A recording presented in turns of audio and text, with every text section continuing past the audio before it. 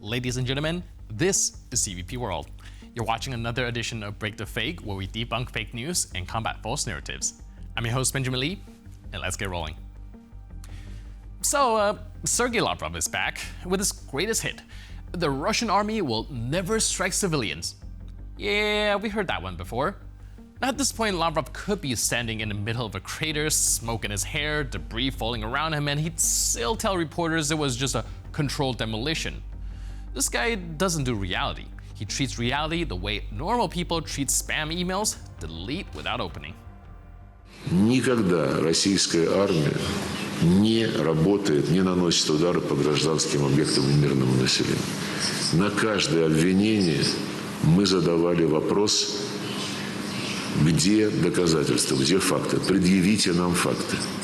И в том, что касается фейков, обвиняющих российскую армию в преступлениях, которые затем оказывались совершенными украинским режимом, есть многочисленные факты. У нас даже есть специальный ролик, который мы потом при случае вам обязательно покажем. And the timing could not have been better, because while Lavrov was polishing his speech about the nobility of the Russian army, a Russian missile was busy smashing into the roof of Kharkiv's National Pharmaceutical University. 4 civilians wounded, 3 women in their 50s, and an 89-year-old man. Luckily, not seriously, but the point writes itself. Lavrov's fairy tale didn't even make it through a single news cycle. It was broken faster than this country's promise to stay out of Ukraine.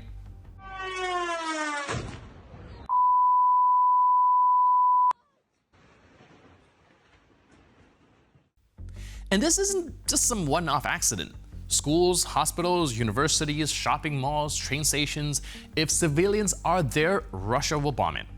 And then the foreign ministry marches out with the same entire script. It's a provocation, it's a setup, our missiles only hit military targets. Yeah, sure.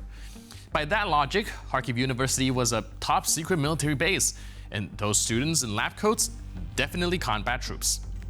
Honestly, if Moscow keeps this up, don't be surprised if they fire an ICBM at Roswell. Because if they think a pharmaceutical facility is a NATO bunker, imagine what they'll do when they hear about alien biolabs. And the funniest part, if we can call it that, is that Lavrov has been doing this routine for years. Remember 2022? He looked at the camera dead in the eye and swore Russia had no intention of invading Ukraine. A few weeks later, tank rolled across the border like it was a holiday parade. Now it's 2025 and he's claiming Russia never tried to seize territory, it only wanted to protect Russians in Ukraine. Protecting them by bombing their homes. Doesn't sound like protection to me, it seems more like domestic abuse with artillery. And yet, Lavrov delivers it with a straight face every time. The man's career is basically gaslighting on state salary. Reality walks in the room and he calls security. Now, the Russian propaganda has outsmarted itself, and it's not the first time, because the biggest threat to the great and mighty Russian army isn't NATO or Bayraktars or even HIMARS. It's their own TV presenters and toilets. Now, in his latest video, Kremlin talk show warrior Vladimir Solovyov tried to prove that the Russian army has no analogs. But instead of striking fear, he accidentally launched a new mission. Operations Secrets Go Down the Drain. Здесь у нас класс техников. Они полностью подготавливают дроны. То есть нам ребятам на позиции привозят тоже замиленные дроны, все готовое. Чтобы ребята максимально сконцентрировались на работе, и вот пилот только летал. Он не должен там проверять, заряжать. Да. Здесь класс симуляторов. У нас здесь представлены, в основном, это 4 симулятора, с которыми работают все. И 2 сейчас последних, что мы взяли, это по FPV-самолетному типу и FPV-коптерному типу. Реальные карты с разработчиками во взаимодействии. Также с ними сейчас разрабатываем, у них есть VR-шлема. Когда там человек подходит, стоит Урал, они там разбирают Урал. Будем разрабатывать с ними для саперов. Это уже финальная часть, которая здесь. После этой учебки уже полигоны. Потом большой полигон, где уже работает коллективом 140 человек. Это уже они по фронту 20 метров встают. И там уже слаживание происходит. И заканчивается обучение. Отсюда идет подготовка отрядов на боевой выход. То здесь они собираются, раскладываются, и уже на улице компонуются и загружаются и уезжают. Now, the editors did try to cover it up. They blur the background, clearly graduates of the prestigious Moscow School of Pixel Smudging. But they miss one small detail, the toilet, along with a few columns in the shot. And that was enough for Radio Liberty journalists to identify the location without any CIA magic. No spy satellites, just a bathroom. And the location? Turns out Rubicon, a supposedly secret Russian drone unit, is headquartered inside an exhibition pavilion at Patriot Park, a military-themed amusement park outside of Moscow. That's right next to the gift shop. You want to visit Russia's top secret military base? No problem. Buy a ticket, grab a souvenir mug, and wave to the Special Forces boys on your way out. And honestly, you couldn't come up with a metaphor better. Because of course it was a toilet that exposed the Rubicon. The entire Russian war machine rests on the same foundation: rotten, damp, and constantly leaking. They call it secrecy, but in practice, everything is on display right down to the bathroom tiles. But here's the serious part. By bungling their own propaganda, Russia's elite drone unit is now sitting in a glass aquarium.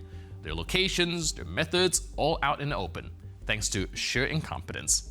And it leaves one question: who's really working for the West here? The CIA or Solovyov's editing crew?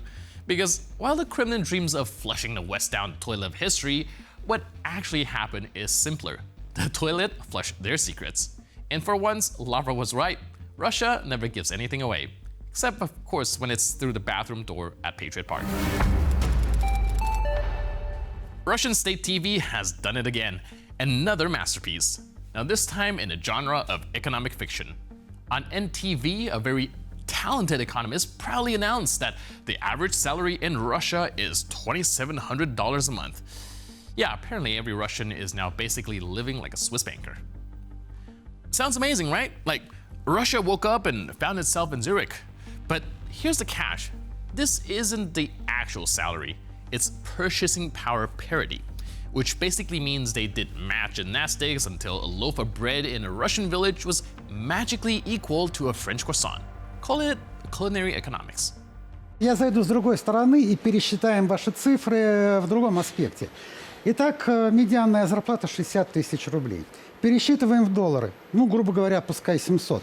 И вот тут-то мы должны вспомнить ключевой экономический термин – паритет покупательной способности. Это то, о чем вы говорите, сколько можно купить. Так вот, по расчетам не нашим, а Всемирного банка, паритет покупательной способности к доллару 3,5 раза. Это означает, что на эти $700 здесь, в России, мы покупаем так же, как американец на 2600. Поэтому, друзья, на 2600, 3,5, да, это я в уме. Да, 700 умножаем на 3,5. Да. То есть, друзья, давайте спокойно скажем, наша зарплата $2700, если мы хотим себя сравнивать, как в Америке. Now, reality check. Even in Moscow, where salaries are the highest, people don't see $2,700. The real average in Russia is closer to $600 or $700. And once you leave the capital, it drops fast, 300, 400 in many regions. That's not European dreams, that's African realities with snow. But hey, who needs real numbers when you can just broadcast fairy tales on primetime? Because this is how Russian propaganda works. In their parallel universe, the army is invincible, the economy is booming, and everyone makes a European salary. The only problem? You can't buy groceries with purchasing power parity. You can't hand it to a cashier. Between $2,700 on paper and an empty wallet in your pocket, there is a gap that the Kremlin calculator will find hard to close. And with that, we conclude this edition of Break the Fake. But for more news, update, and commentary, please stay tuned to TVP World.